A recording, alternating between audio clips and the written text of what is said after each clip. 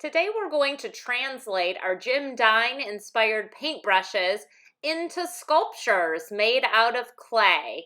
Each of yours will be unique and it'll even have your name on it. To start, we're going to make a slab of clay. A slab is simply a flat piece of clay. Your clay is already in sort of a slab form, and it's probably about the right size for your stencil.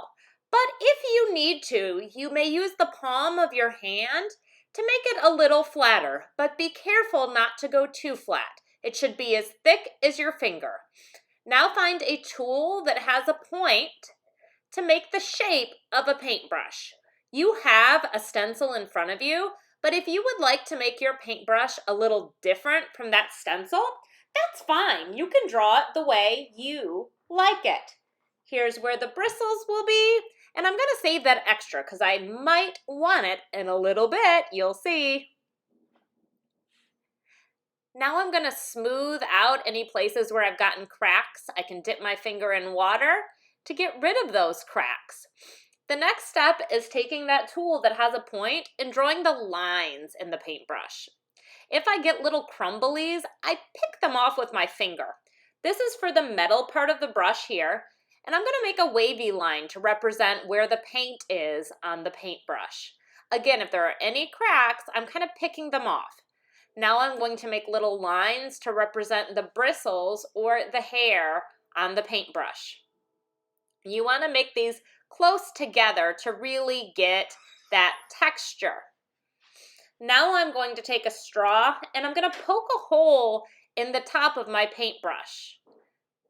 Then I'm going to go back to those extra little pieces and I'm going to mold them into drips. I'm going to turn this sculpture into a version of a mobile. These will hang from the paintbrush so it actually looks like it's dripping, like you're painting. In order for this to work, I do need to poke holes in both the paintbrush and in the drips. After these have been fired in the kiln, we will use a clear string to connect them.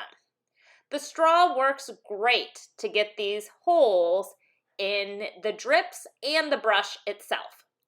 The last step is going to be to bring your paintbrush to me, and I'm going to use these really cool stamps I got that have letters, and I'm going to press them into your clay to get your name right there on the front of your clay.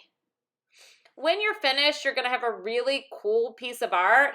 It'll resemble both Jim Dine's paintings, but also Claes Oldenburg's sculptures.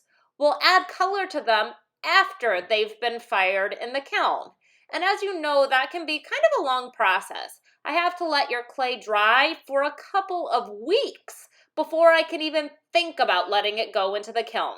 So be patient with me. I promise that we will get around to adding color to these and that they'll be really cool and beautiful like the ones here.